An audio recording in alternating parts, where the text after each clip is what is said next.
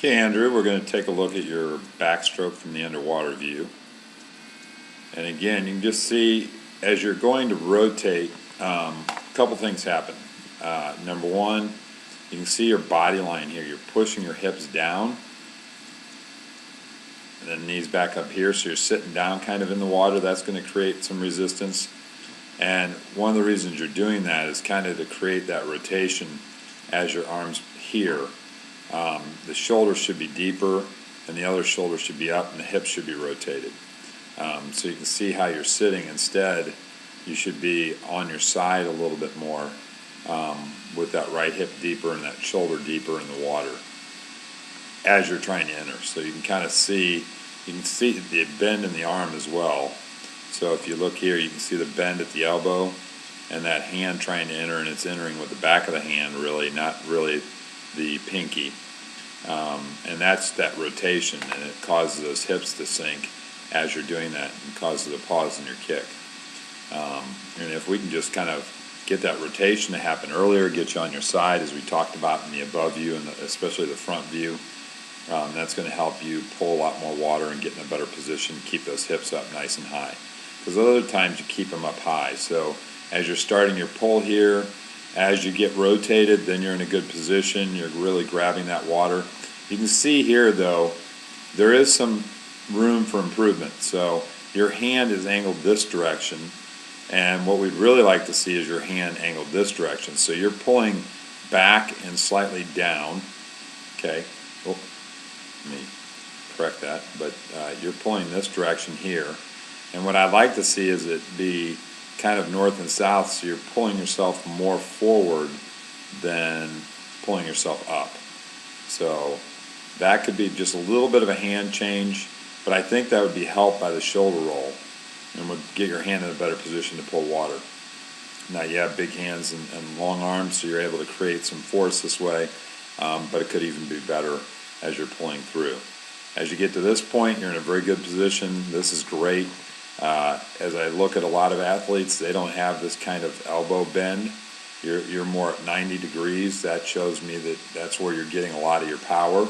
And a lot of people have a very straight arm, so they barely have a bend as they're reaching out here with their hand. So you're in a much better position to pull water with power, as we know and we've seen you do. The finish of your hand, though, you're finishing here by your suit, but you can see how far down the body line, and if I back it up just one frame, see how far down that hand's finishing. And that energy, just like I said before, your arm's here, so you're pushing yourself up. So you're pushing yourself up towards the surface. Okay, we want the arm to finish a little bit more here to the body, and we want that force to push up slightly, but push you back, push the hand back, which is going to push you more forward, okay, in your line. So your energy is kind of pushing you up a little bit and forward, but we want to finish closer to our hip. And finishing closer to your hip will help your timing too. So some of your up and down action with your head and some of the pause that you have is because your hand's finishing so deep. So if your hand finishes here, it's about half the distance. It's of course going to be a much faster, as I draw lines, there's where your hand is. The finish is more towards your hip. It's going to exit the water a lot quicker, which is going to help with that timing. As we rotate and see here again, you're entering the water with that left hand. You can see that the hand is not exactly turned pinky down. It's kind of turned flat. And we want the pinky here.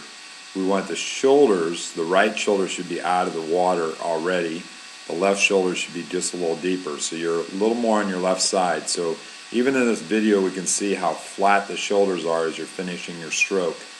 And you're going to start the catch with the other arm, with the left arm, on the other side. So, Andrew, if we can get you rotated a little bit more, that's going to help you feel a little bit better, and you're going to deliver a lot more power to your stroke. And it's going to help you with these feet as well, because you can see down towards the end of your stroke, your feet are crossing. Okay, so we want to keep those side by side. If you're rotated on your left side, your feet wouldn't cross in this particular point in your stroke, and would help you a little bit more with your kick. Again, you can see how you drive to that left side. Once you get deep with that shoulder, how you have that 90-degree bend in your elbows. This is really good, and this is pretty natural for you, and it's one of the reasons why you have such a strong pull, as you create that 90-degree bend, which is very hard for a lot of people to do. But again, it's just getting that shoulder rotation. See, you can see that hand.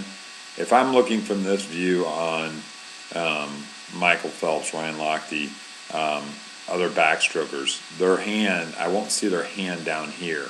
Their hand will be kind of hidden by their hip when they're here, and you can just see the hips low again. We want it up much higher in terms of the stroke. You can see as you're swimming here, look how high the hips are as you're finishing on this side. This is much better. They could be a little higher, but this is much more of a straight line. We want those hips always on that line and not dipping below it. And as we move forward, you can see how the hips kind of fall below that line. We want it right on that line and staying really high. But you can see that forces your head out of the water. We saw that from the above view. And for me, it's just, if we can get the timing of the rotation down, that's going to put you in a better position for that. As you're coming over onto the turn, again, you can see how you're still on your side. Your hip is still up here with the other hip down here, so you're on your side. And I would like your hips even in the center here, and you to be on your stomach as you attempt. That last stroke can be on your stomach. So instead of being over on your side, I'd like to see you already rotated to your stomach for that last stroke. With your size, it's going to give you more of an advantage over other athletes, because you getting on your stomach and creating more of a freestyle stroke is going to give you a lot more distance from the wall to be able to start that flip turn. And then as you come in, head needs to be tucked a little bit, okay? We talk about that a little bit with your butterfly. Same thing here. The chin needs to be more right here. You can see how yours is up and out. If you're going to create a tighter tuck, a faster tuck, it's going to be with that chin in. You're coming over on that turn. Good help from the hands. This is one of your better turns. Your hips are coming over pretty quickly. Your line coming off the wall, the feet should be just a little higher. So we want the feet to be here. They're down here. So you're on a direct line with your streamline as you push off. That's going to be a little bit shallow. If your feet are up here, your line's going to be a little bit more down here. So you're going to get a little bit more of a deep push off coming off that wall. So we want the feet just to hit a little higher on that turn. And then as you push off, okay, pretty good streamline here. I like the body line. I'd like to see this hand, this left hand that you have, the fingers kind of interwoven with the other hand, so that you're kind of creating more of a streamline with the fingers. And you can just see how yours is kind of cramped up, almost like a semi-fist that you're creating. So you're not really creating the tightest streamline or most efficient streamline with that. But your body line is really good. You're coming off at a pretty good angle. It could be a little deeper, but you're in the streamline at that point. So I'm very happy with that. As you come out off there, that's good. Look at that streamline. Like to see that, and I don't always see that when you're coming off the wall in your backstroke. With your height, with your reach, this is great, Andrew, and you got a lot of force coming off under the water here. So keep that up, but keep these fingers more flat and more in a streamline rather than curled.